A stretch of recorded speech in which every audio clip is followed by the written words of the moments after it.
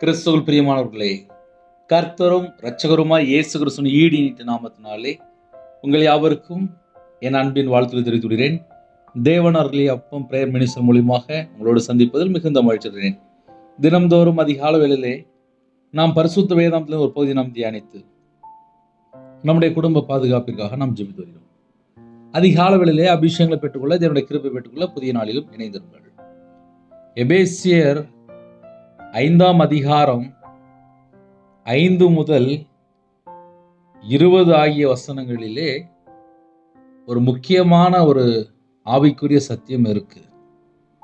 கர்த்தருடைய பிள்ளைகள் இன்னைக்கு காலை வேளையிலே ஒருவேளை கையில் பைபிள் இருந்தால் நீங்கள் எடுத்து வைத்துக் கொள்ளலாம்.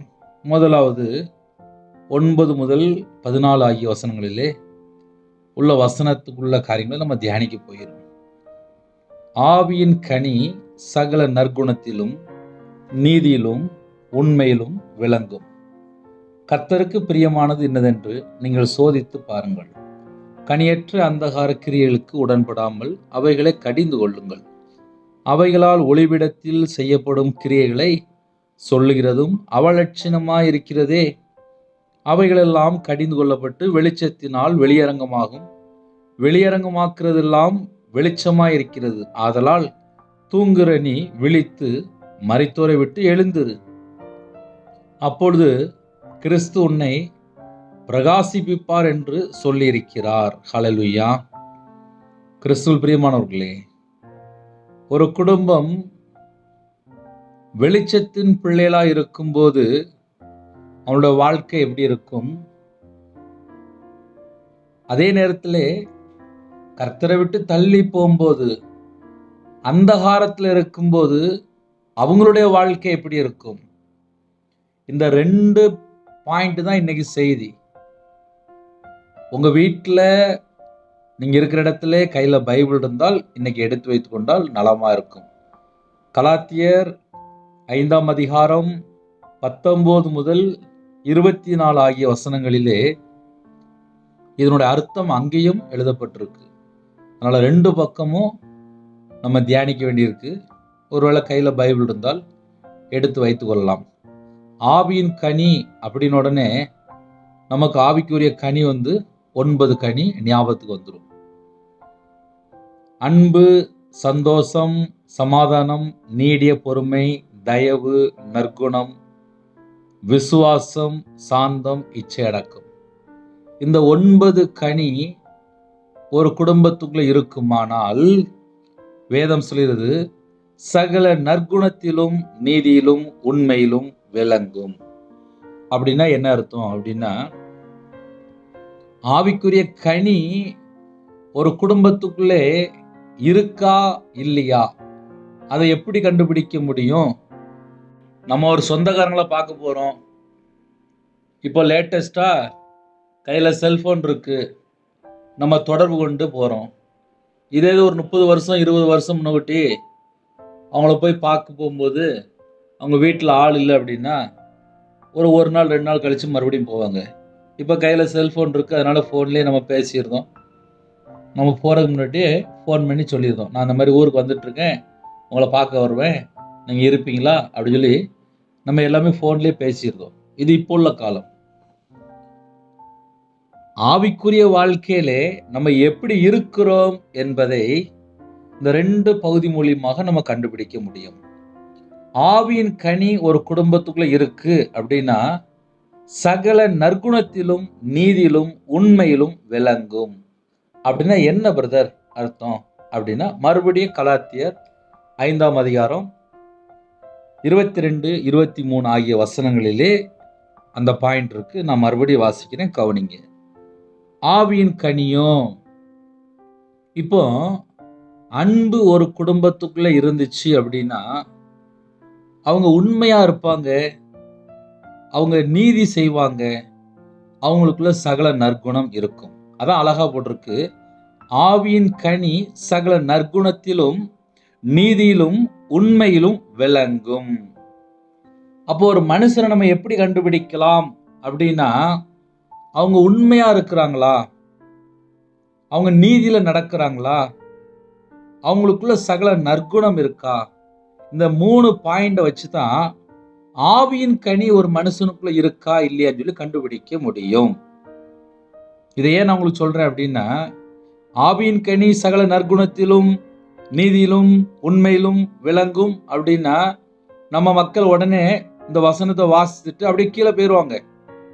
இந்த வசனத்தினுடைய உண்மையான ஒரு அர்த்தம் தெரிஞ்சா மட்டும்தான் நம்ம வாழ்க்கையில ஆவிக்குரிய கனி நமக்குள்ள இருக்கா, இன்னும் அந்த ஆவிக்குரிய கனி நமக்குள்ள இன்னும் விளையணுமா என்பதை முதல்ல நம்ம கண்டுபிடிக்க முடியும்.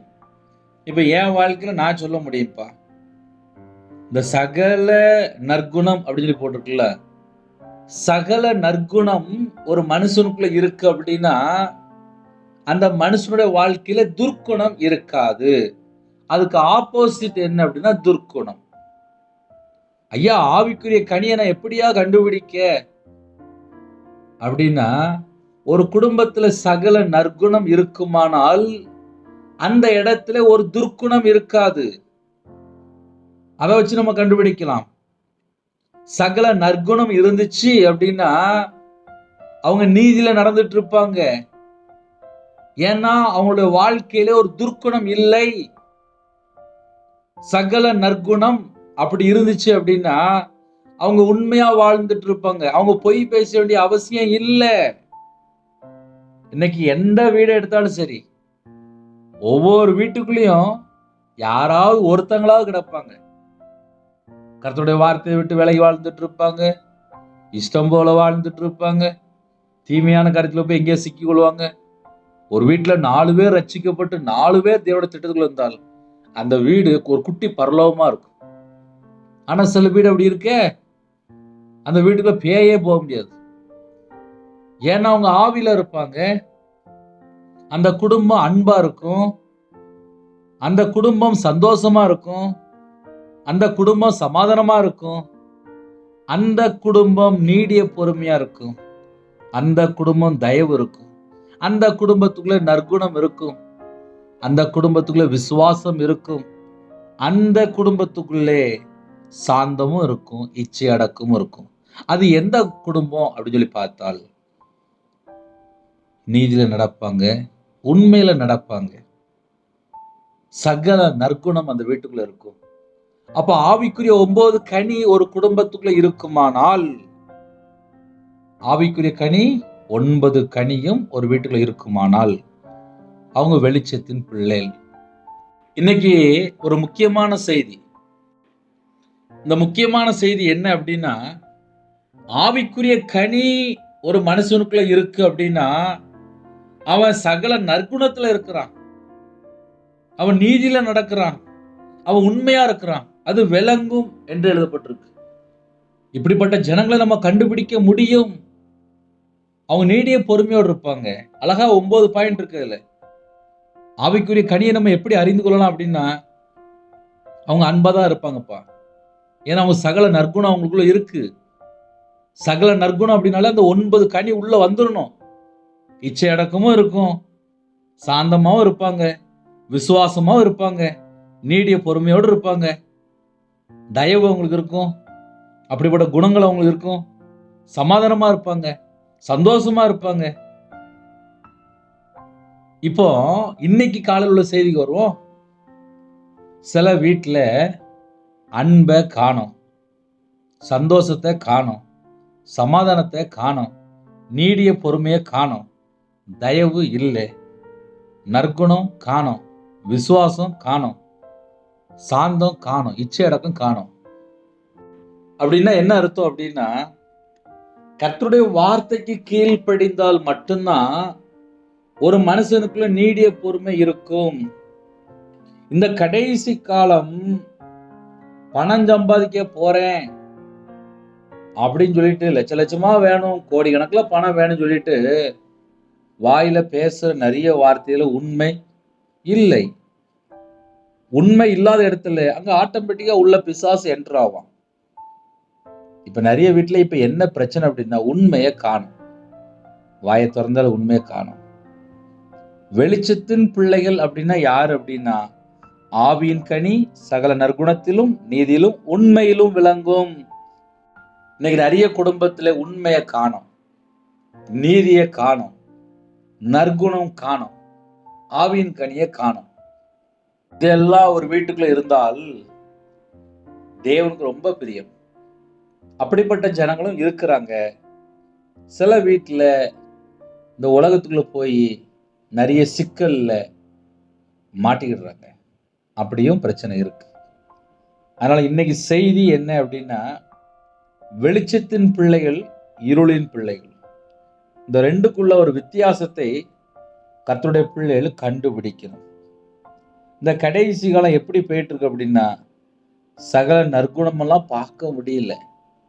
சில வீட்டில் சில தாய்மார்கள், சில தகப்பன்மார்கள், சில வாலிப பிள்ளைகள் குறிப்பிட்டு சொல்ல முடியும்.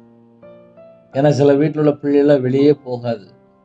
எந்த ஒரு வம்புக்கோ தேவையில்லாம் எந்த இடத்துக்குமே போக மாட்டாங்க. சில வீட்டில் தாய்மார்கள் எவ்வளவோ பிரச்சனை இருக்கும், ஆனால் பொறுமையாக வாழ்ந்துட்டு இருப்பாங்க. ஏன்னா அங்கே நீடிய பொறுமை அங்கே இருக்கு.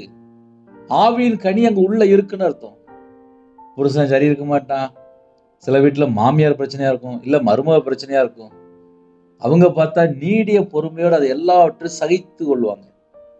அந்த சகித்து கொள்றாங்கல்ல, அவங்களுக்குள்ள கண்டிப்பா ஆவிக்குரிய கனி உள்ள இருக்கும். இப்ப என் வாழ்க்கையில் நான் சொல்ல முடியும், என் வீட்லயே நான் பார்த்துருக்கேன், என் வீட்டுக்குள்ளேயே நான் பார்த்துருக்கேன். நான் வியாபாரத்தில் இருக்கும்போது நிறைய பொய் பேசி, நிறைய கடன் வாங்கி, லட்சமா கடன் வாங்கி, வீட்டம்மாட்ட நகையெல்லாம் வாங்கி எல்லாத்தையும் அழிச்சேன். என் மனைவி பொறுமையோடு இருந்தா. வியாபாரத்தில் நஷ்டப்பட்டு நடுரோட்டுக்கு வந்தேன், அப்பவும் பொறுமையோடு இருந்தா. மாந்திரியத்துக்கு விற்கிறதுக்கு 13 லட்சம் கிட்ட பணம் கொடுத்தேன், அப்பவுமே என் மனைவி, அவளுக்கு தெரியாது. ஒரு நாள் தெரிய வரும்போது பொறுமையா தான் இருந்தேன். ஊழியத்தில் வந்ததுக்கு அப்புறம் பல பாடுகள் மத்தியிலே பல பாடுகள் சொல்ல முடியும். ஒவ்வொரு நாளும் என்னோட ஆவிக்குரிய வாழ்க்கையில வளர்றதுக்கு வேதத்தை வாசித்து அந்த வசனத்தை நான் கீழ்ப்படியும் போது மிகுந்த நன்மை, மிகுந்த ஆசீர்வாதம் என் வாழ்க்கையிலே, தனிப்பட்ட வாழ்க்கையிலே கையில பைபிள் எடுத்து வாசிக்கும் போது ஆவிக்குரிய கனி எப்படி இருக்கும், ஆவிக்குரிய கனி எப்படி என்னுடைய வாழ்க்கையில் செயல்படுது, எல்லாத்தையும் ரெண்டு அழகா பிரிச்சு பார்க்கலாம். உங்க வாழ்க்கையிலேயே நீங்க பிரிச்சு பார்க்கலாம். இன்னைக்கு உள்ள செய்தி அதுதான். ஒரு குடும்பத்திலே ஆவிக்குரிய கனியில இருக்கிறாங்களா, இல்ல மாம்சத்துக்குரிய ஒரு வாழ்க்கையில வாழ்றாங்களா, அழகா கண்டுபிடிக்கும். இன்னைக்குள்ள செய்தி அதுதான். இதையே உங்களுக்கு நான் சொல்றேன் அப்படின்னா, நான் வியாபாரத்தில் நஷ்டப்படும் போது மனைவி நீடிய பொறுமையோடு தான் இருந்தேன். அப்பவும் அமைதியாக தான் இருந்தேன். இன்னைக்கும் அமைதியாக தான் இருக்கா. காரணம் என்ன தெரியுமா? அவங்களுக்குள்ள அந்த கனி இருந்தால் அவங்க அமைதியாக தான் இருப்பாங்க.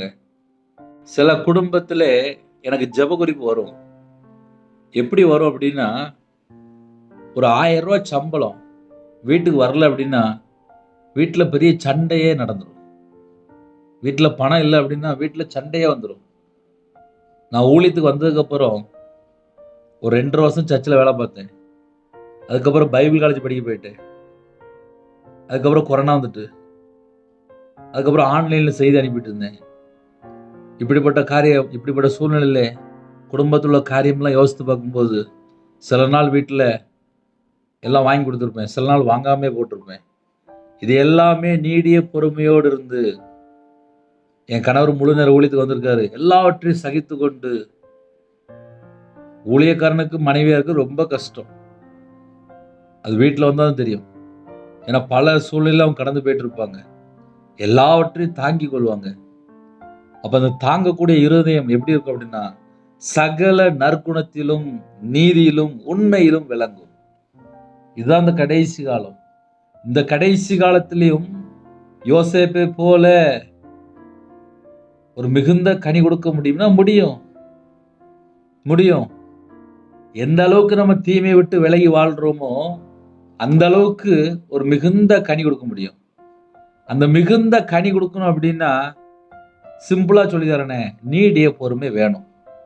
இன்னைக்கு நிறைய வீட்டில் டைவர்ஸ் ஏன் ஆகுது, ஏன் புருஷன் பொண்டாட்டி யாராவது ஒரு ஆள் பிரிஞ்சு போறாங்க, ஏன் வீட்டில் பல வருஷமா புருஷன் பொண்டாட்டி பேசாம இருக்கிறாங்க அப்படின்னா, அந்த வீட்டுக்குள்ள நீடிய பொறுமையை காணோம், தூக்கிட்டு போயிட்டாங்க. நிறைய வீட்டில் சண்டை போட தான் ரெடியா இருக்காங்க. இன்னும் அதுக்கெல்லாம் செய்தி இருக்கு. ஆவிக்குரிய கனி ஒரு வீட்டுக்குள்ள இருந்தால் அது வெளியே தெரியுமா? அதான் விளங்கும். ஆவியின் கனி சகல நற்குணத்திலும் நீதியிலும் உண்மையிலும் விளங்கும்.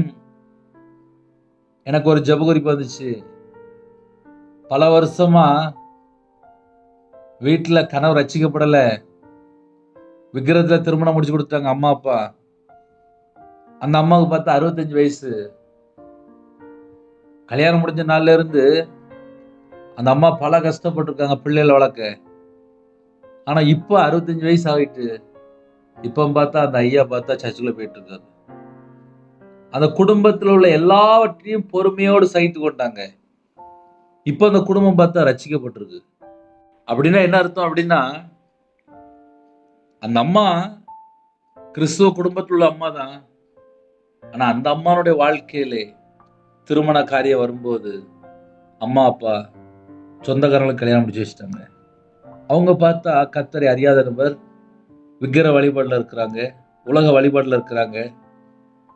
அந்த குடும்பம் பார்த்தா கல்யாணம் முடிஞ்சு ரொம்ப பொறுமையா, அந்த அம்மாவுக்கு 65 வயசு ஆயிட்டு. ஆனா இப்ப பார்த்தா அந்த ஐயா சர்ச்சைக்கு வந்துட்டு இருக்காரு. அப்ப என்னன்னு சொல்லி பார்க்கும்போது, என் கணவர் ரட்சிக்கப்படும் சொல்லி அந்த அம்மா பொறுமையா ஜெபம் பண்ணியிருக்காங்க. அந்த ஜெபம் பரலோகத்துல எட்டினது. அதே போல குடும்பத்திலே ஒரு ஒற்றுமை, இதெல்லாம் எப்படி சொல்லி பார்க்கும்போது நீடிய பொறுமையோடு இருந்தாங்க. எந்தெந்த குடும்பத்திலே நீடிய பொறுமையோடு இருக்கிறாங்களோ அவங்களுக்குள்ள சகல நற்குணம் உள்ள இருக்கும். இது ஒரு பெரிய ஒரு குட் நியூஸ். ஏன் அப்படின்னா சில குடும்பத்திலே அம்மாவை ரொம்ப கஷ்டப்படுவாங்க.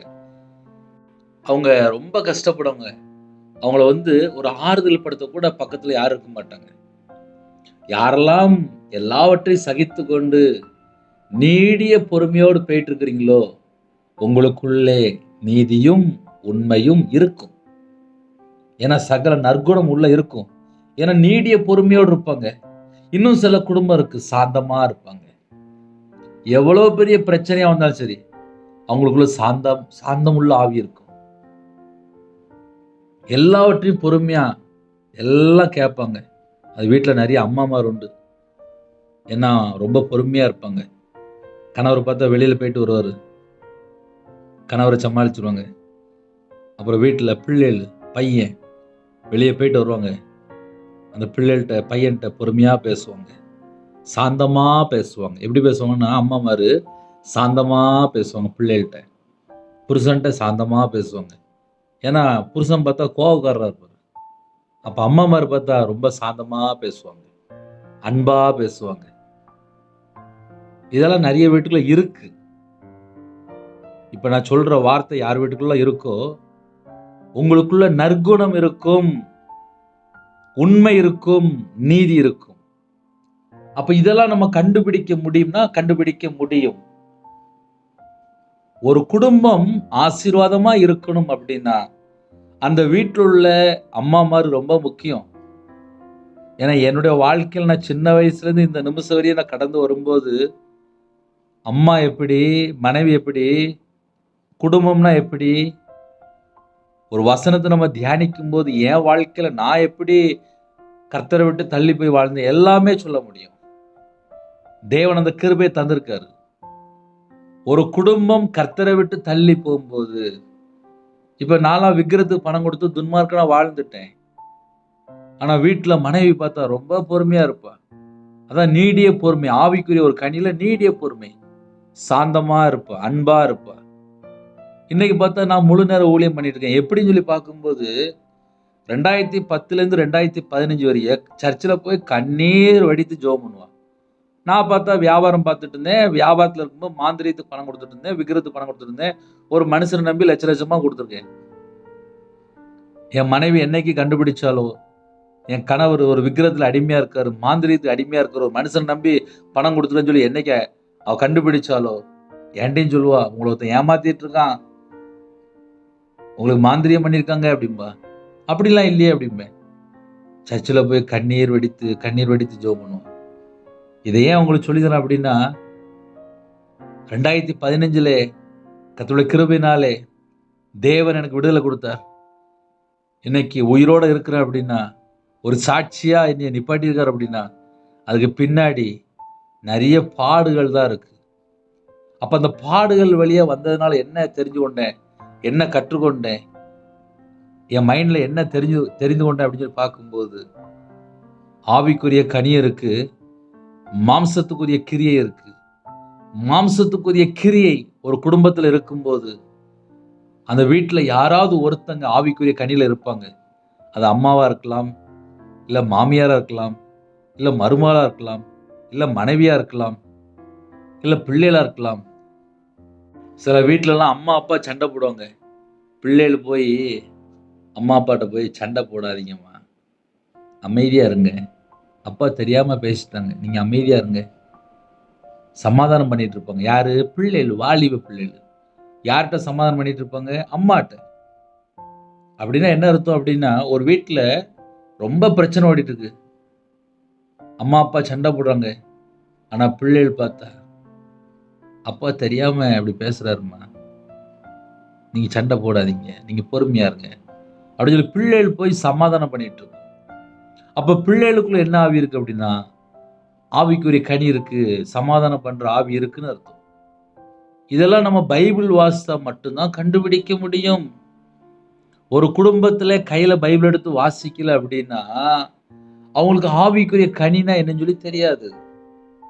ஆவிக்குரிய கனி ஒரு குடும்பத்துக்குள்ள இருந்துச்சு அப்படின்னா, அந்த குடும்பம் மிகுந்த ஆசீர்வாதம். இப்ப என் வாழ்க்கையிலலாம் நான் வியாபாரத்துல நஷ்டப்பட்டு சொந்த ஊர்ல விட்டுட்டு போயிட்டேன். எனக்கு வேண்டாமாங்கல்ல, சொந்த வீடு வித்துட்டேன், வியாபாரத்தை விட்டுட்டேன், எல்லாம் நஷ்டம் நஷ்டம் நஷ்டம் நஷ்டம். நிந்தைகள், அவமானங்கள், கண்ணீர் என துன்மார்க்கமான ஒரு வாழ்க்கை. அப்பதான் உங்களுக்கு ஈஸியா புரியும். ஆவிக்குரிய கனினா எனக்கு என்னன்னு தெரியாது. ஏன்னா நான் வியாபாரத்துல இருந்தாலும் ஒரு பொருளை விற்கிறதுக்கு வாங்குறதுக்கு போய் தான் பேசுவோம். கடன் வாங்க போய் பேசி கடன் வாங்கிடுவோம். இதெல்லாம் நான் வியாபாரத்துக்கு நான் பண்ணியிருக்கேன். ஆனா கையில பைபிள் எடுத்து வாசித்ததுக்கு அப்புறம் தான் தெரியுது, பரலோகத்துக்கு போகணும் அப்படின்னா ஒரு மனுஷன் ஃபுல்லா டோட்டலா மாறணும். சிறுபிள்ளை போல மாறணும். என் வாழ்க்கை டோட்டலா மாறணும். அப்ப மனம் திரும்பி பாவ மன்னிப்பை பெற்றுக்கொள்ளணுமா? இது எல்லாம் எங்க நடக்கு அப்படின்னா, இந்த பூமியிலே நம்ம உயிரோட இருக்கும்போது தான் இதெல்லாம் ப்ராசஸிங். எப்படி நம்ம ஒரு வெளிநாட்டுக்கு போகணும் அப்படின்னா, ஆன்லைன் மூலியமா புக் பண்ணி அவங்க என்னெல்லாம் சொல்றாங்களோ எல்லாத்துக்கும் கையெழுத்து போட்டுருவாங்க, சிக்னேச்சர் பண்ணிடுவாங்க. அதுக்கப்புறம் தானே வெளிநாட்டுக்கு கூட்டு போறாங்க ஒரு வேலைக்கு. நம்ம பரலோகத்துக்கு போகணும் அப்படின்னா, இந்த பூமியிலே நம்முடைய வாழ்க்கையில என்னெல்லாம் மாம்சத்தினுடைய கிரியை இருக்கோ அதெல்லாம் வெறுத்து, இல்ல மாம்சத்தினுடைய கிரியை ஏதாவது தொடருதா, மனம் திரும்பி பாவ மன்னிப்பை பெற்றுக்கொண்டு வெளிச்சத்தின் பிள்ளையா வாழணுமா? அந்த வெளிச்சத்தின் பிள்ளையா வாழணும் அப்படின்னா மாம்சத்தினுடைய கிரியை என்ன, அதனுடைய செயல்பாடுகள் என்ன, ஆவிக்குரிய கனினா என்ன, அதனுடைய செயல்பாடுகள் என்ன, இதை ஒரு மனுஷன் கண்டுபிடிக்கணும். இதை ஒரு மனுஷன் கண்டுபிடிச்சா மட்டும்தான் அவன் ஆவியில இருக்கிறானா, அவன் மாம்சத்துல இருக்கிறானா, அதை கண்டுபிடிக்க முடியும். காலை வேளையில யாரெல்லாம் நீங்க இணைந்து இருக்கிறீங்களோ, உங்க வீட்டுல ஒருவேளை அக்காமார் கேட்கலாம், அம்மாமார் கேட்கலாம், வாலிப பிள்ளை கேட்கலாம். உங்க வீட்டுல உள்ள எல்லா காரியத்தையும் நீங்க யோசிப்பீங்க. குடும்பத்துக்குள்ள ஏதாவது ஒரு சின்ன பிரச்சனை வருதா, முதல்ல நீடிய பொறுமையோடு இருந்தால் உங்களுக்குள்ள ஆவிக்குரிய கனி இருக்குன்னு அர்த்தம். இப்ப இன்னொரு பக்கம் நான் சொல்றேனே, கல்யாணம் முடிஞ்சு 4 மாசம்தான், 4 மாசத்துல புருஷன் வேண்டான்னு சொல்லி அம்மா அப்பா வீட்டுக்கு வந்தாச்சு. அம்மா அப்பா வீட்டுக்கு வந்த உடனே புருஷன் சரியில்லைன்னு சொல்லி கேஸ் போட்டாங்க. 1 வருஷம் தான் முடிஞ்சது, அவ்வளவுதான். டைவர்ஸ் எல்லாம் வாங்கி முடிச்சுட்டாங்க. எல்லா கோர்ட்ல போய் எல்லாம் போய் முடிச்சுட்டாங்க. எனக்கு இந்த மாப்பிள்ளை வேணும்னு சொல்லி எல்லாம் எழுதி கையெழுத்து போட்டு எல்லாம் பிரிஞ்சு போயிட்டாங்க. 1 வருஷத்துல வாழ்க்கை முடிஞ்சிட்டு, டைவர்ஸ் ஆகி முடிஞ்சிட்டு. இப்போ அந்த 4 மாசம் கல்யாணம் முடிஞ்சு அந்த கணவன் மனைவிக்குள்ள ஏதோ ஒரு இடத்துல பிரச்சனை வரும்போது அந்த மனைவி கொஞ்சம் நீடிய பொறுமையோடு இருந்திருந்தால் அது டைவர்ஸ் வரையே போயிருக்குமா? கோர்ட்டுக்கு பணம் கொடுத்துருப்பாங்களா? அம்மா அப்பா ஃபுல்லா இப்ப கண்ணீர் வடிக்கிறாங்க. என்னன்னு சொல்லி கேட்டா டைவர்ஸ் ஆகி முடிஞ்சிட்டு. இப்போ அந்த வீட்டுல பார்த்தா நிம்மதி இல்லை. ஏன் அப்படின்னு சொல்லி பார்த்தா, மகா கல்யாணம் முடிச்சு 4 மாசம் தான் வாழ்ந்தா. புருஷன் சரியில்லைன்னு சொல்லி வந்து டைவர்ஸ் ஆகி முடிச்சுட்டாங்க. இப்ப அம்மா அப்பாவுக்கு டெய்லி கண்ணீர். இந்த மகள் இந்த 4 மாசத்துல இந்த கணவரை எப்படி புரிந்து கொண்டாலோ, என்ன நடந்துச்சோ, அது ஒரு பக்கம். ஏதோ ஒரு இடத்துல ஒரு மனுஷனுடைய வாழ்க்கையில மாம்சத்தின் கிரியை இருந்தால், அதுக்காக முழங்கால் போட்டு ஜெபம் பண்ணணும். என் கணவர் ரட்சிக்கப்படணும். என் கணவர் மதுபான அடிமையில இருக்கிறாரு. என் கணவர் இந்த மாதிரி பாவத்துல இருக்காரு. என் கணவர் இந்த மாதிரி செல்போன் பாவத்துல இருக்காரு. என் கணவர் இந்த மாதிரி தேவையில்லாத ஃப்ரெண்டுகிட்ட பழகிருக்காரு. என் கணவர் இந்த மாதிரி சரியில்லை. என் கணவருடைய ஹேபிட் சரியில்லை. என் கணவர் இந்த மாதிரி கெட்ட வார்த்தை பேசுறாரு. என் கணவருக்கு வந்து குணங்கள் சரியில்லை. அப்ப நம்ம சர்ச்சில் போய் ஜெபம் பண்ணும்போது, என் கணவர் ரட்சிக்கப்படணும்ப்பா, என் கணவர் ரட்சிக்கப்படணும்ப்பா, என் கணவர் ரட்சிக்கப்படணும்ப்பா, என் கணவரை தொடுங்க, என் குடும்பத்தை தொடுங்க, என் பிள்ளைய தொடுங்க, என் மருமகளை தொடுங்க, என் மருமகனை தொடுங்க, எங்க குடும்பத்தை தொடுங்க அப்படின்னு சொல்லி ஒரு குடும்பத்துல இந்த செய்தி யாரெல்லாம் கேட்குறீங்களோ, உங்க வீட்டுல யாராவது ஒருத்தங்க இப்படி ரட்சிக்கப்படாமல் இருந்தால், அவங்களுக்காக நீங்க உத்தரவா எடுத்து ஜெபிக்கும் போது, அந்த குடும்பம் தான் பின்காலத்துல மிகுந்த ஆசீர்வாதமா இருக்கும். என் வாழ்க்கையில நான்லாம் கையில பைபிள் எடுத்து ரொம்ப வாசிக்கவே இல்லை. 2015 தான் நான் கையில பைபிள் எடுத்து வாசிக்க ஆரம்பிச்சேன். நேத்து கூட ஒரு குடும்பத்துல பேசும்போது பேசிட்டு இருந்தேன். அண்ணே, நீங்கெல்லாம் பிறந்ததுல இருந்து நல்ல சர்ச்சுக்கு போற பிள்ளைகள்னே. நீங்களாம் நிறைய ஆவிக்குரிய வாழ்க்கையில வளர்றதுக்கு உங்களுக்கு தேவன் நிறைய கிருபைகளை தந்திருக்காரு. உங்க வாழ்க்கையில ரொம்ப ஸ்பிரிச்சுவலா நல்லா இருக்கு. ஆனா என்னுடைய வாழ்க்கையெல்லாம் நான் துன்மார்க்கனா வாழ்ந்துட்டேனே, நான் பாவியா வாழ்ந்துட்டேனே. நான் கையில பைபிள் எடுத்து வாசிக்கும்போது தெரிஞ்சது, என் வாழ்க்கையில இவ்வளவு குற்றங்கள் இருக்கா, இவ்வளவு குறைகள் இருக்கா, இத்தனை காரியங்கள் இருக்கா அப்படின்னு சொல்லி யோசிக்க ஆரம்பிச்சேன். இதை ஏன் உங்களுக்கு சொல்லி தரேன் அப்படின்னா, 2015 தான் நான் கையில பைபிள் எடுத்து வாசிக்கிறேன். அப்புறம் அதுக்கு முன்னக்கூட்டி என்னுடைய வாழ்க்கை எப்படி இருக்கும்? எல்லாரை போல நானும் வீட்டில் டிவி வச்சிருந்தேன், நல்ல படம் பார்ப்பேன், நல்ல நாடகம் பார்ப்பேன். நானும் எல்லாரை போல நார்மலா கேம் விளையாடுவேன். விக்கிரத்துக்கு மாந்திரியத்துக்கு மனுஷனுக்கு 13 லட்சம் கொடுத்துருக்கேன். 13 லட்சம், 1 ரூபா இல்ல, 2 ரூபா இல்ல. அப்ப எந்த அளவுக்கு நான் ஒரு வியாபாரத்துல சம்பாதிச்சு அந்த பணத்தெல்லாம் அழிச்சிருக்கேன். 2 மாடி வீடை வித்திருக்கேன். எல்லாம் நஷ்டப்பட்டு வந்திருக்கேன். இதை ஏன் உங்களுக்கு சொல்லி தரேன் அப்படின்னா, துன்மார்க்கமான ஒரு வாழ்க்கை. இதெல்லாம் கல்யாணம் முடிந்து மனைவி பார்க்கிறா. எப்படி பார்க்கறான்னா, தொழில நஷ்டமாகுது, எல்லாம் நஷ்டமாகுது. ஏன் நஷ்டமாகுது? கணவர் சரியில்லை. நேர சர்ச்சில் போய் அழுது ஜெபம் பண்றா. கண்ணீர் வடித்து ஜெபம் பண்றா. கர்த்தர் என்னை தொட்டாரு, அபிஷேகம் பண்ணினாரு, ஊழியத்துல கொண்டு வந்தாரு. அதுக்கப்புறம் பார்த்தா என்னோட வாழ்க்கையில பார்த்த நிறைய மாற்றங்கள். ஒரு மனுஷன் தடுமாறுறான் அப்படின்னா, அந்த மனுஷனுக்காக ஜெபம் பண்ணுங்க. இந்த செய்தி யாரெல்லாம் பார்க்குறீங்களோ, உங்க வீட்டுல யாராவது குறையா இருக்கிறாங்களா, அவங்களுக்காக ஜெபம் பண்ணுங்க. நீடிய பொறுமையோடு இருந்தால் அந்த குடும்பம் கண்டிப்பா ரட்சிக்கப்படும். ஹல்லேலூயா. ஒரு குடும்பம் ரட்சிக்கப்படணும் அப்படின்னா, அவங்களுக்காக நம்ம எந்த அளவுக்கு ஜெபம் பண்ணியிருக்கோம். இப்ப இந்த கடைசி காலத்துல இப்ப என்ன நடக்கும் அப்படின்னா, புருஷன் சரியில்லைன்னா டைவர்ஸு, குடும்பத்துல ஏதாவது பிரச்சனை வந்துட்டா உடனே டைவர்ஸு, ஒன்னா டைவர்ஸுக்கு போயிருந்தாங்க. எனக்கு சில ஜெபக்குறிப்பு வரும், பிரிஞ்சு போயிருப்பாங்க. அதுக்கப்புறம் பார்த்தா அந்த ஜெபக்குறிப்பு வரும்போது, எனக்கு இந்த மாதிரி முதல் கல்யாணம் முடிஞ்சு டைவர்ஸ் ஆயிட்டு, இப்போ மறுபடியும் அலைன்ஸ் பார்த்துட்டு இருக்காங்க. ஒரு நல்ல மாப்பிள்ளை வேணும், கொஞ்சம் ஜெபம் பண்ணுங்களேன் அப்படிம்பாங்க. வேதனையோடு இருப்பாங்க, கண்ணீரோடு இருப்பாங்க. ஒரு குடும்பம் கடைசி வரைய வாழணும் அப்படின்னா, ஏதோ ஒரு இடத்துல ஒரு குடும்பத்துக்குள்ள ஒரு பிரிவினை இருக்கா? மாம்சத்துக்குடைய கிரியையில ஒரு கிரியை வந்து பிரிவினை. எங்கேயாவது ஒரு பிரிவினை வருதா? அந்த வீட்டுக்குள்ளே யாரோ ஒருத்தங்க பொறுமையா இருந்தால், மறுபடியும் அன்பு கூர்ந்தால், அந்த குடும்பம் மறுபடியும் இணைந்து வாழும்.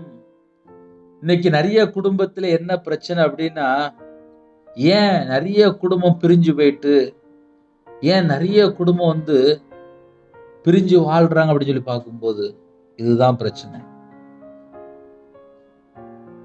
சில குடும்பம் பிரிஞ்சு போயிட்டு இப்ப என்ன செய்யன்னு தெரியல.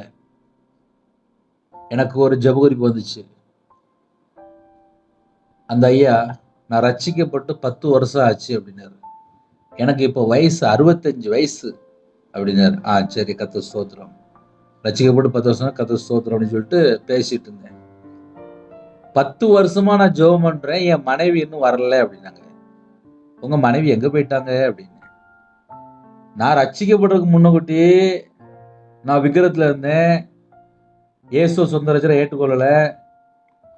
நான் இன்னும் என் மனைவியும் சண்டை போட்டோம். அவங்க அம்மா அப்பா வீட்டுக்கு போயிட்டா.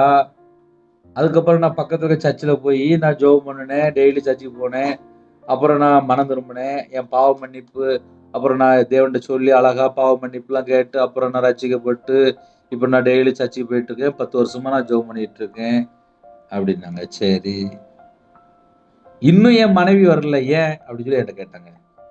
நான் உடனே கேட்டேன், 2 பேரும் தான் சண்டை போட்டியே, நீங்க ரட்சிக்கப்பட்டீல்ல, உங்க மனைவி இருக்கிற இடம் உங்களுக்கு தெரியும்ல, அவங்க அம்மா அப்பா வீட்டுல தானே இருக்காங்க, ஏன் நீங்க போய் கூட்டு வர வேண்டியதானே அப்படின்னு. அதுக்கு பதில காணோம். மனைவிய மன்னிக்க முடியல, அன்பு கூற முடியல, இறங்கி போக முடியல. பக்கத்து ஊர் தான், கொஞ்ச தூரம் தான், 10 வருஷம் ஆச்சு, இறங்கி போக முடியல.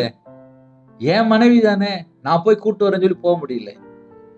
நான் 10 வருஷம் ஆச்சு ரட்சிக்கப்பட்டு, நான் டெய்லி சர்ச்சுக்கு போறேன், ஏன் ஜெபம்னு கேட்கப்படலைங்கிறாங்க. பக்கத்து ஊர்ல இருக்கிற மனைவியை போய் கூட்டு வர முடியல. அதனால ஒரு குடும்பம் சேர்ந்து வாழணும், குடும்பம் ஆசீர்வாதமா இருக்கணும் அப்படின்னா எந்த அளவுக்கு இறங்கி போறாங்களோ, எந்த அளவுக்கு சாந்தமா இருக்கிறாங்களோ, எந்த அளவுக்கு தாழ்த்துறாங்களோ அந்த குடும்பம் தான் ஆசீர்வாதமா இருக்கும். ஆவியின் கனி சகல நற்குணத்திலும் நீதியிலும் உண்மையிலும் விளங்கும்.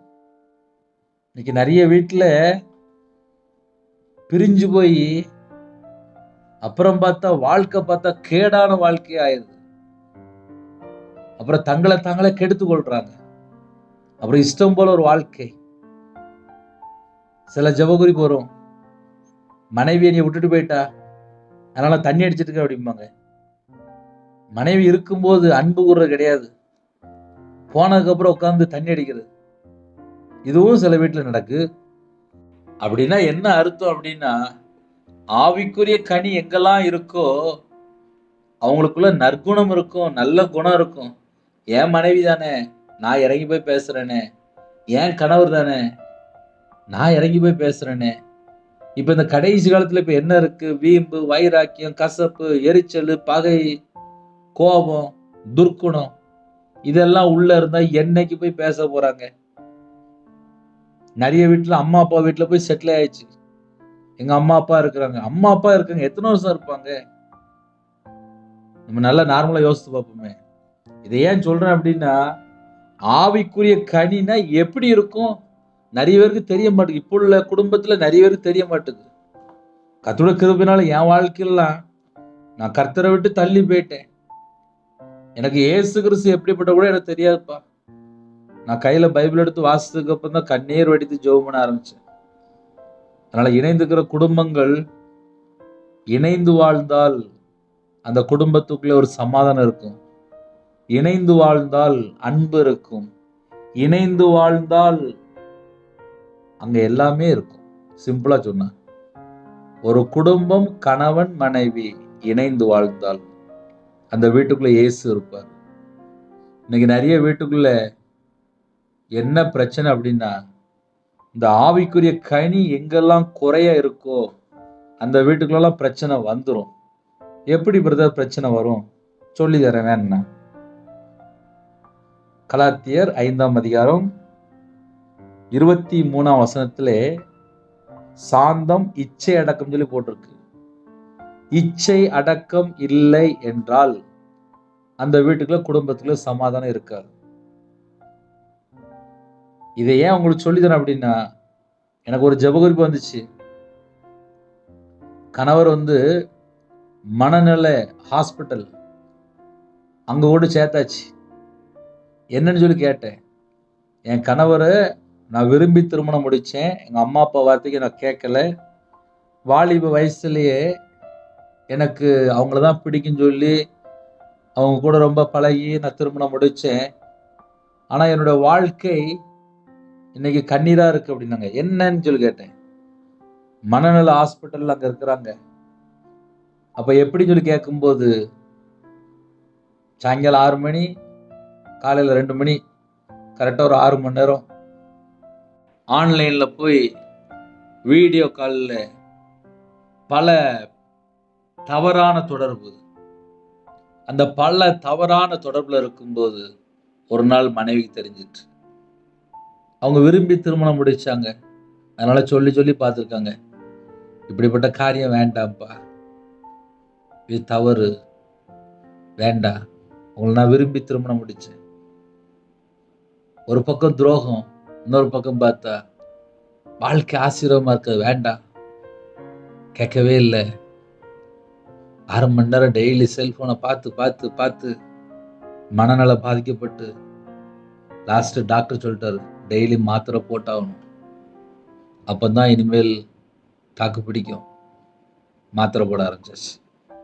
இது ஏன் சொல்றேன் அப்படின்னா, ஒரு குடும்பம் எங்க மிஸ்டேக் ஆகுது அப்படின்னா, இச்சை அடக்கம் இல்லை அப்படின்னா அந்த குடும்பம் மனநல பாதிக்கப்பட்டுரும். ஈஸியா புரியும். இன்னைக்கு நிறைய வீட்டில் எங்க பிரச்சனை ஆரம்பிக்கு அப்படின்னா, இச்சை அடக்கம் இல்லை அப்படின்னா பிரச்சனை வந்துடும். குடும்பம் பிரிஞ்சு போயிடும். நிறைய வீட்டில் குடும்பம் பிரிஞ்சு போற காரணம் இந்த இச்சை அடக்கம் தான். இச்சை அடக்கம் எங்கெல்லாம் இல்லாம இருக்கோ, எங்கெல்லாம் விபச்சாரத்துக்குள்ள போறாங்களோ, எங்கெல்லாம் வேசித்தனத்துக்குள்ள போறாங்களோ, எங்கெல்லாம் அசுத்தத்துக்குள்ள போறாங்களோ, எங்கெல்லாம் தவறான தொடர்புல போறாங்களோ, அந்த வீட்டுக்குள்ளெல்லாம் நிறைய பிரச்சனைகள், நிறைய போராட்டங்கள். காரணம் என்ன சொல்லி பார்க்கும்போது, ஆவிக்குரிய கனி, ஒரு கனி இச்சை அடக்கம்.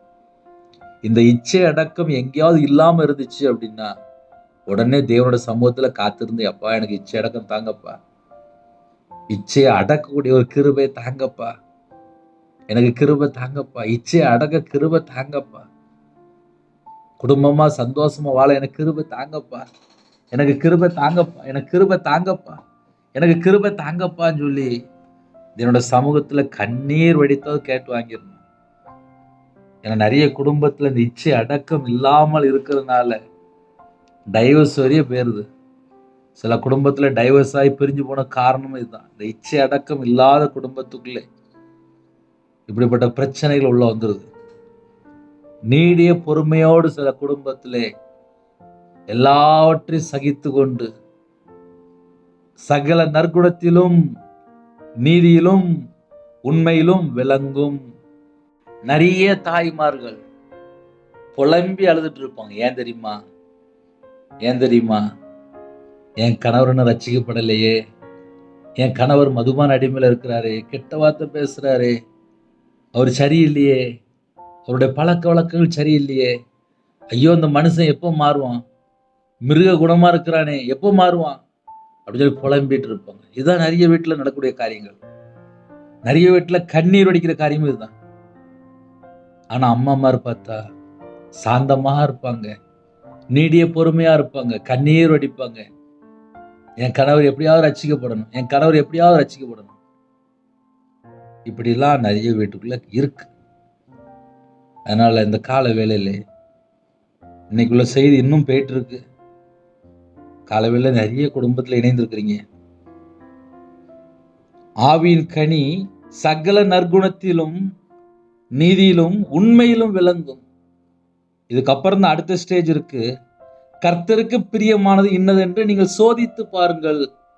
கர்த்தருக்கு பிரியமானது இன்னதென்று, அவருக்கு எதெல்லாம் பிரியம் அப்படின்னு சொல்லி நீங்க டெஸ்ட் பண்ணி பாருங்க. அப்படின்னா என்ன அர்த்தம் அப்படின்னா, இப்ப நான் இவ்வளவு நேரம் பேசணும்ல, இதெல்லாம் சில வீட்டுக்குள்ள இருக்கு. சில வீட்டுல கண்ணீர் வடிக்கிறாங்க. நல்ல குணம் இல்ல, சகல நற்குணத்திலும் நீதியிலும் உண்மையிலும் விளங்கும். இதெல்லாம் நம்ம வீட்டுக்குள்ள இருக்கா? ஃப்ரிட்ஜ் இருக்கா, வாஷிங் மிஷின் இருக்கான்னு சொல்லி கேட்டா உடனே சொல்லிடுவாங்க, ஆமா ஆமா எங்க வீட்டுல ஃப்ரிட்ஜ் இருக்கு, வாஷிங் மிஷின் இருக்கு அப்படின்னு சொல்லிட்டு அல்லேலூயா அப்படிம்பாங்க. நான் அதை கேட்கல. சகல நற்குணம் இருக்கா, உண்மை இருக்கா, நீதி இருக்கா, ஆவியின் கனி 9 கனியை நம்ம வீட்டுக்குள்ள இருக்கா? இன்னைக்கு நிறைய வீட்டுல அன்பை காணோம். புருஷன் முன்னாடிக்குள்ள அன்பை காணோம். பிள்ளைகள் அம்மா அப்பாட்ட அன்பு கூற மாட்டுக்காங்க. வேற யார்ட்டையோ போய் பேசிட்டு இருக்கிறாங்க. வேற யார்ட்டையோ எங்கேயோ போன்ல பல மணி நேரம் பேசிட்டு இருக்கிறாங்க. அம்மாட்ட பார்த்தா அன்பு கூற முடியல. வீட்டுல பார்த்தா சந்தோஷம் இல்ல. சில வீட்டுல பார்த்தா வீட்டுக்குள்ள சமாதானம் இல்ல. சில வீட்டுக்குள்ள பார்த்தா பொறுமையே காணோம். நீடிய பொறுமையெல்லாம் எங்க போச்சுன்னு தெரியல. ஒரே சண்டை தான் வீட்டுக்குள்ள. சில வீட்டுல எல்லாம் தயவு இல்ல, நல்ல குணம்லாம் பார்க்கவே முடியல, விசுவாசம் இல்ல. சில வீட்டுக்குள்ள சாந்தம் அப்படின்னா என்னன்னு தெரியாமங்க. சில வீட்டுக்குள்ள இச்சை அடக்கம் இல்ல. இப்படிப்பட்ட குடும்பமா யாராவது ஒருவேளை இருந்தால் கர்த்தருக்கு பிரியமானது இன்னதென்று நீங்கள் சோதித்து பாருங்கள், டெஸ்ட் பண்ணி பாருங்கள். அப்படிதான் பைபிள்ல போட்டிருக்கு.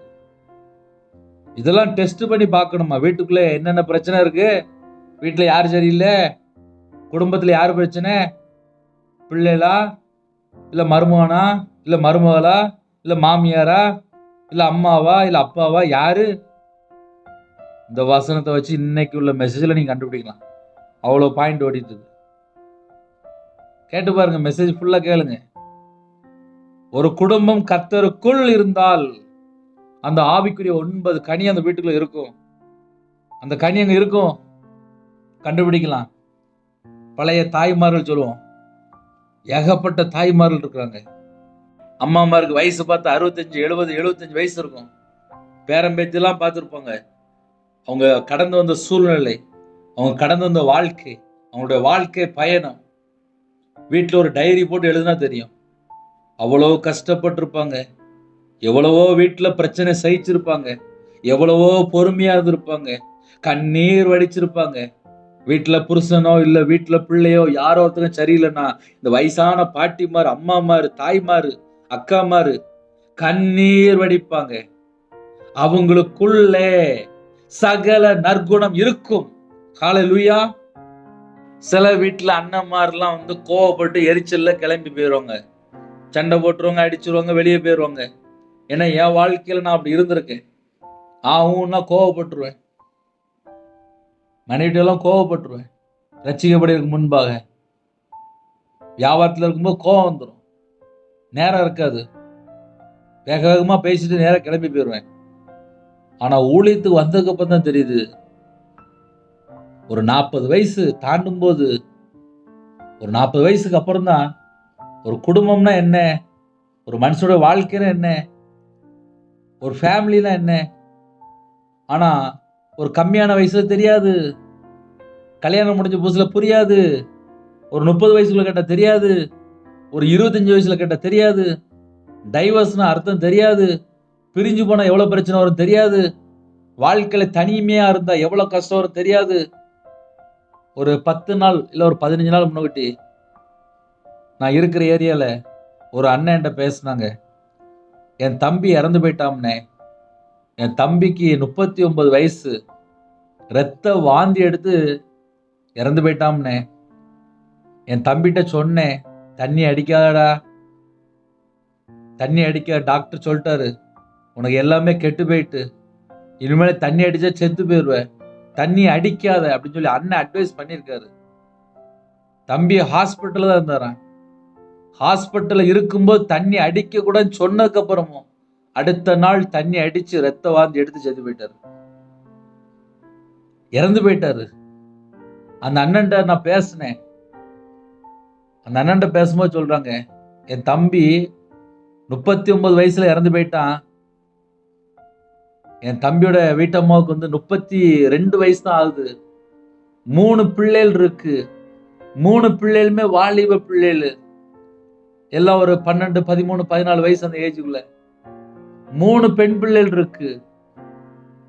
32 வயசு, அப்புறம் 12, 13, 14 வயசு 4 பேரை விட்டுட்டு என் தம்பி போயிட்டான்.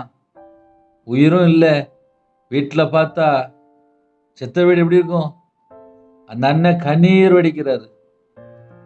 ஆலோசனைய கேட்கல. அந்த வீட்டில் மனைவி எத்தனை தடவை சொல்லியிருப்பாங்க, யோசித்து பாருங்க. நிறைய வீட்டில் புலம்பிட்டு இருப்பாங்க, வெளியே தெரியாது.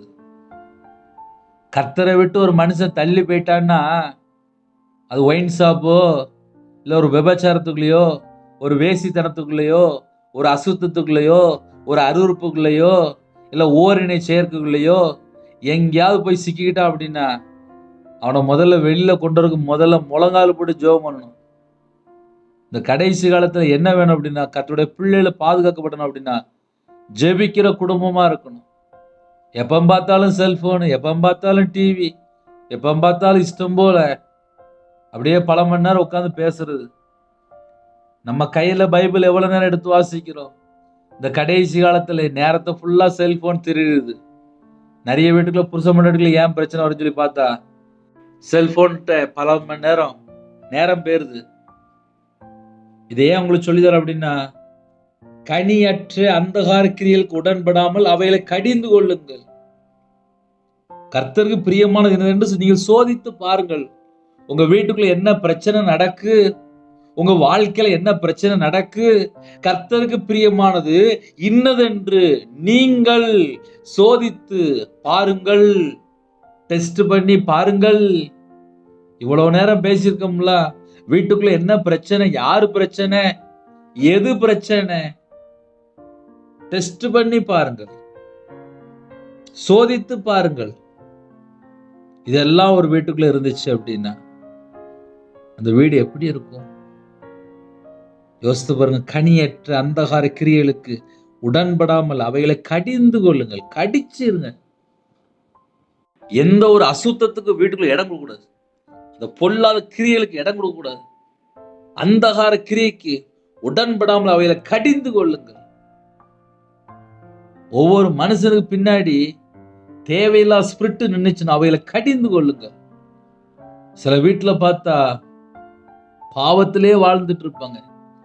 அந்த குடும்பம் ஆசீர்வாதத்தை பெற்றுக்கொள்ள முடியாது.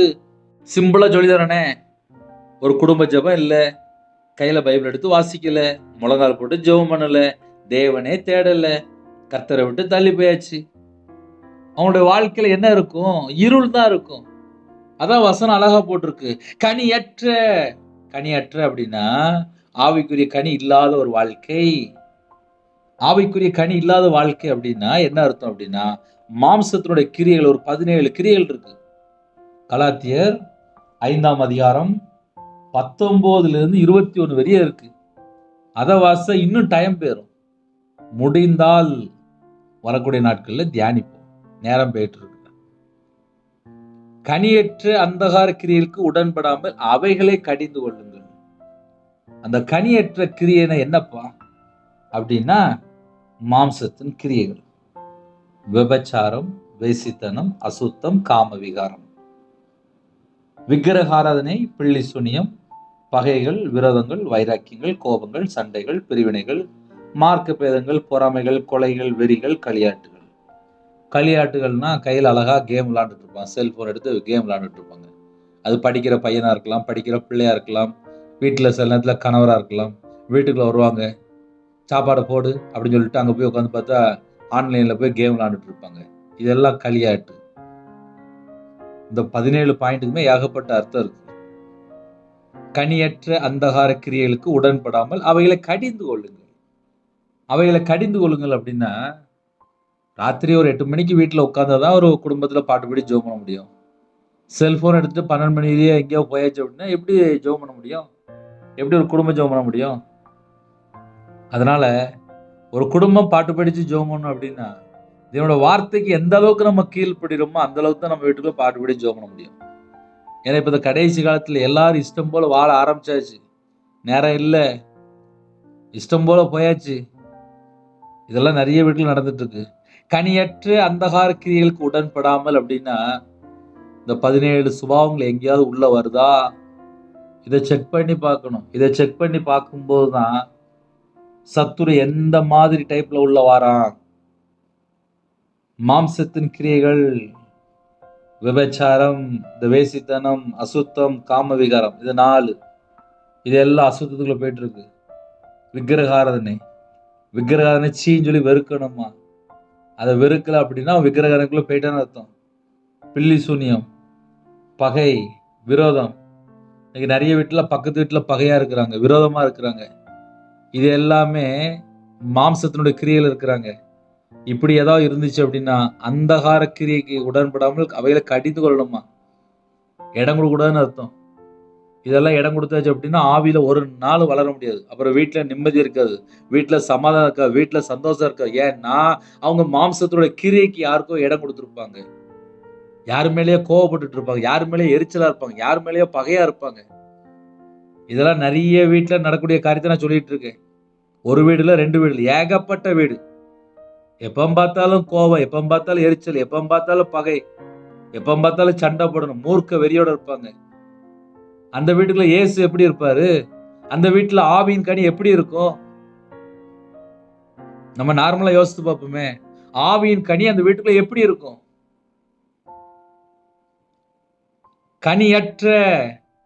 கனியற்ற அந்தகார கிரியைகளுக்கு உடன்படாமல் அவைகளை கடிந்து கொள்ளுங்கள். அப்படிப்பட்ட பிசாசு இடம் கொடுத்தாச்சு அப்படின்னா வீட்டுல நிம்மதி இருக்காது, அன்பு இருக்காது, சாந்தம் இருக்காது, நீடிய பொறுமை இருக்கு. அப்புறம் சண்டை போட்டு உருள ஆரம்பிச்சிருவாங்க. அப்புறம் 2 பேர் பக்கமும் பிரச்சனை ஓடிட்டு இருக்கும். அப்புறம் வீட்டுக்குள்ள நிம்மதியே இருக்காது. காரணம் என்ன தெரியுமா? இந்த மாம்சத்தினுடைய கிரியைகள் அதிகமா இருந்துச்சு அப்படின்னா வீட்டுக்குள்ள நிம்மதி இருக்காது. சில வீட்டுல எனக்கு ஜெபிக்கிறதுக்காக கூப்பிடுவாங்க. பிரதர், எங்க வீட்டுல நிம்மதியே இல்லை பிரதர், எங்க வீட்டுல நிம்மதியே இல்லை பிரதர், எங்க வீட்டுல சமாதானமே இல்லை பிரதர், எங்க வீட்டுல ஒரு மகிழ்ச்சியே இல்லை பிரதர். அந்த வீட்டுக்குள்ள என்னதுமா நடந்துட்டு இருக்கும்? நல்ல ஒரு 3 மணி நேரம் 4 மணி நேரம் நல்ல டிவியில படம் பார்த்துட்டு இருப்பாங்க. பகல்ல யாருமே இல்லாத நேரத்துல மறுபடியும் ஒரு 2 மணி நேரம் 3 மணி நேரம் நல்லா படம் பார்த்துட்டு இருப்பாங்க. ஒரு வாலிப பிள்ளை அந்நிய நுகத்துல போய் திருமணம் முடிஞ்சிட்டு விக்கிரகத்துல போய், அப்ப அந்த வாலிப மகள்கிட்ட திருமணம் முடிஞ்சதுக்கு அப்புறம் இதெல்லாம் எப்படி நடந்துச்சு அப்படின்னு சொல்லி நிறைய கேள்வி கேட்கும்போது 10 வருஷமா பாம்பு நாடகம் பார்ப்பாங்க, அப்புறம் நல்ல படம் பார்ப்பாங்களாம், நல்ல நாடகம் பார்ப்பாங்களா, வீட்டுல ஃபுல்லா இதான் பார்ப்பாங்க. அந்த மகளுடைய வாழ்க்கையில அந்நிய நோகத்துல போய் திருமணம் முடிந்து அந்த மகளுடைய வாழ்க்கையில வேதனை கண்ணீர் மட்டும்தான் இருக்கு. இந்த மகள் பிறந்தல இருந்து கிறிஸ்டியன் தான், பக்கத்துலதான் இருக்கு, சர்ச்சுக்கு ரொம்ப தூரம்லாம் போக வேண்டாம், வீட்டுக்கு எய்த்தாக்கள சர்ச்சு. இந்த வாலிப மகள் ஞாயிற்றுக்கிழமை பார்த்தா சர்ச்சுக்கு போயிடுவா. ஆனா மற்ற 7 நாள்ல அந்த மகளுடைய வாழ்க்கை எப்படின்னு சொல்லி பார்க்கும்போது 7 நாளுமே கையில செல்போன், 7 நாளுமே வீட்டுல டிவி. இப்படி ஒரு மகள் திருமணம் முடிக்கும் போது என்னாச்சு அப்படின்னா வாழ்க்கை கண்ணீரா மாறிட்டு. இப்ப இந்த கண்ணீர் வர்றதுக்கு காரணம் என்ன சொல்லி பார்க்கும்போது கனியற்ற அந்தகார கிரிக்கு உடன்பட்டுட்டா, அதுல போய் லிங்க் ஆயிட்டா, அதுல போய் பழகிட்டா. அதுல போய் பழகணும்னே அந்த கிரியைகள் தாக்கிட்டு லாஸ்ட் பார்த்தா விக்கிரத்துல போய் அந்நிய நோகத்துல போய் திருமணம் முடிச்சாச்சு. அதுக்கப்புறம் அந்த மகளுடைய வாழ்க்கையில சந்தோஷத்தை காணோம். அப்ப என்ன அர்த்தம் அப்படின்னா கனியற்ற அந்தகார கிரியைகளுக்கு உடன்படாமல் அவைகளை கடிந்து கொள்ளுங்கள், அவைகளை கடிந்து கொள்ளுங்கள். இது தப்பு, நான் இதுல இருந்து மனம் திரும்பணும், என் வாழ்க்கையில ஒரு தவறான காரியம் இருக்கு, நான் மனம் திரும்பணும் சொல்லி மனம் திரும்பி இயேசுட்ட வந்துடணும், இயேசுட்ட வந்து பாவ மன்னிப்பு பெற்றுக்கொள்ளணும். அப்பதான் சில கிரியைகள் அழிக்கப்படும். பிசாசுடைய கிரியைகளை அழிக்கும்படிக்கு தேவனுடைய குமாரன் வெளிப்பட்டார். ஹல்லேலூயா. நான் வேகமா படிக்க போறேன், டைம் ஆயிட்டு. அவர்களால் ஒளிபிடத்தில் செய்யப்படும் கிரியைகளுக்கு சொல்லுகிறதும் அவலட்சணமா இருக்குது. இதெல்லாம் பேசினா அவலட்சணம் அப்படின்ட்டு. அவைகள் எல்லாம் கடிந்து கொள்ளப்பட்டு வெளிச்சத்தினால் வெளியரங்கமாகவும் வெளியரங்கமாகிறதெல்லாம் வெளிச்சமா இருக்கிறது. தூங்குற நீ விழித்து மரித்தோரை விட்டு எழுந்துரு. அப்படின்னா என்ன அர்த்தம்? சாட்டா சொல்றேன். மாம்சத்தினுடைய கிரியை ஒரு மனுஷனுக்குள்ள இருந்துச்சு அப்படின்னா அவன் வந்து செத்த நிலைமையில வாழ்ந்துட்டு இருக்கான், அவன் தூங்கிட்டு இருக்கான்னு அர்த்தம். பாவத்துல செத்துட்டான், அவனை தூக்கி எடுக்கணும். தூங்குற நீ விழித்து மரித்தோரை விட்டு எழுந்துரு, எந்திரி எந்திரி எந்திரி அப்படிம்பாங்கல்ல, போதும் தூங்கினது போதும் எந்திரிச்சிரு அப்படிம்பாங்கல்ல. அதே போல இந்த மாம்சத்துடைய கிரியை இருந்துச்சுன்னா அதை விட்டு வெளியில வந்துரு, வா வா வா, எந்திரிச்சு வா, அதிலே கிடக்காத, வா எந்திரிச்சு வா. தூங்குற நீ விழித்து மரித்தோரை விட்டு எழுந்துரு, அப்பொழுது கிறிஸ்து உன்னை பிரகாசிப்பார் என்று சொல்லியிருக்கிறார். அதுல இருந்து வெளியில வந்தா மட்டும்தான் வாழ்க்கை வெளிச்சமா இருக்கும். ஹல்லேலூயா. சின்ன ஜெபம் பண்ணி முடிக்கிறேன். கண்களை மூடி இருக்கிற இடத்துல முழங்கால் படிட்டு நம்ம ஜெபம் செய்வோம். பரிசுத்தமுள்ள நல்ல பிதாவே, உம்மை நன்றியோடு துதிக்கிறோம் சொல்கிறோம்பா. வேதத்தை தியானிக்கிறதுக்கு இந்த நாளிலே எங்களுக்கு கிருபை தந்த கிருபைக்காக ஸ்தோத்திரம். இணைந்துகிற குடும்பத்தை உம்முடைய பாதத்தில் அர்ப்பணிக்கிறோம். இந்த செய்தி கேட்கும்போது அநேக குடும்பத்துக்குள்ளே கர்த்தருடைய ஆவியானவர் பேசியிருக்கிறீங்க. அந்த குடும்பத்துக்குள்ளே சத்தியத்தை அறிந்து கொண்டாங்கப்பா. கர்த்தருடைய ஆவியான எங்கேயோ அங்க விடுதலை. சத்தியத்தை அறிவீர்கள், சத்தியம் உங்களை விடுதலையாக்கும். குமாரன் உங்களை விடுதலையாக்கினால் மெய்யாக விடுதலை ஆவீர்கள். எந்த குடும்பத்தில் அந்தகாரம் இருள் இருந்தாங்களோ அந்த குடும்பத்தை வெளிச்சத்துக்கு கர்த்தர் அழைத்து உணர் கிருபைக்காக கர்த்தர் ஸ்தோத்திரம். கர்த்தர் நாம மைமைப்படட்டும். இந்த நாளிலும் இணைந்துகிற குடும்பத்தை உங்களுடைய இரத்த கொடைகளை வேலடைங்க. பிதா குமாரன் பரிசுத்த நாமத்தில் முத்திரை போடுங்க. சிறுபிள்ளை முதற்கொண்டு முதியோர் எல்லா குடும்பத்துக்கும் கர்த்தர் வேலடைங்க. எந்த நாட்டுக்குள்ள இருக்காங்களோ எல்லா நாட்டுள்ள ஜனங்களையும் உங்களுடைய ஜீவனுக்குள்ள அர்ப்பணிக்கிறோம்ப்பா. சமாதானத்தை கட்டுடுங்க, ஆசீர்வாதத்தை கட்டுடுங்க. எல்லா குடும்பத்தையும் சம்பூர்ணமா திருப்தியா நிரப்பி ஆசிரியங்க. வெளியில புறப்படுகிற எல்லா ஜனங்களையும் உங்களுடைய ஜீவனுக்குள்ள அர்ப்பணிக்கிறோம். எந்த நாட்டுக்குள்ளே எந்த சூழலை இணைந்திருக்காங்களோ எல்லா குடும்பத்துக்கு கர்த்தர் வேலடைங்க. எல்லாருடைய தேவையை சந்திங்க. கடன்ல கஷ்டப்படுகிற குடும்பத்தை பிரச்சனையை மாற்றி ஆசீர்வதிங்க.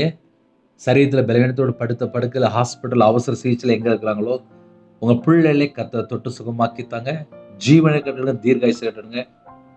காலவேளையிலே சில குடும்பத்திலே கண்ணீரோடு இருந்தாங்கப்பா. அந்த செய்தியை கேட்டதுக்கப்புறம் அவங்க இதயத்தினோட துக்கத்தை கர்த்தர் மாற்றின கிருபைக்காக கர்த்தருக்கு ஸ்தோத்திரம்.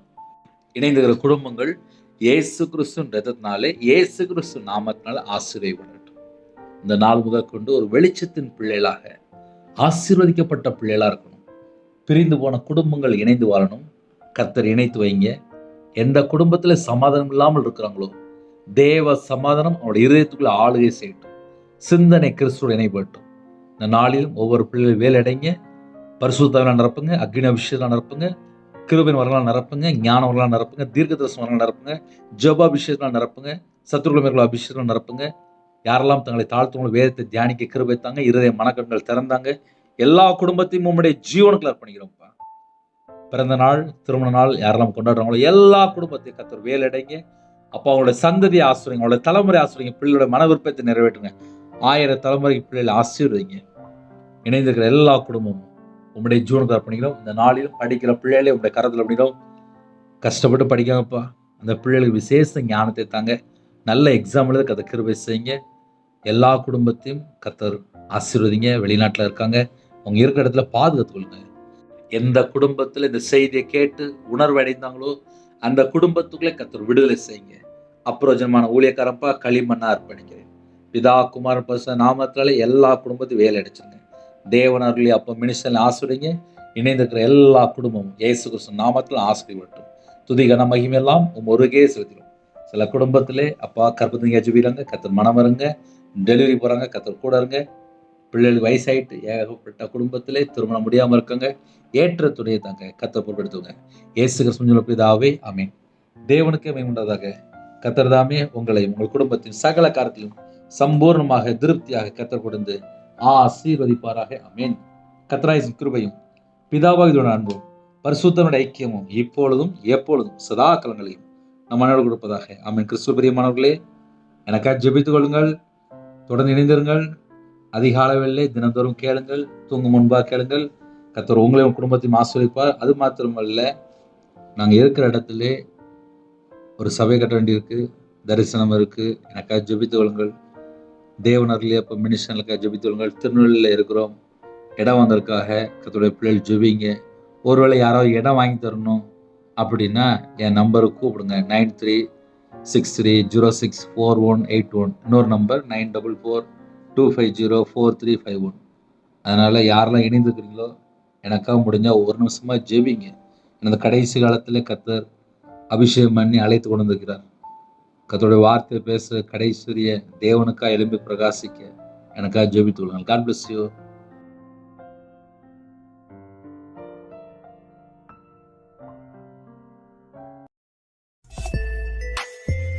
Thanks for watching. Please subscribe our channel. Click the like and share. Click the bell. God bless you.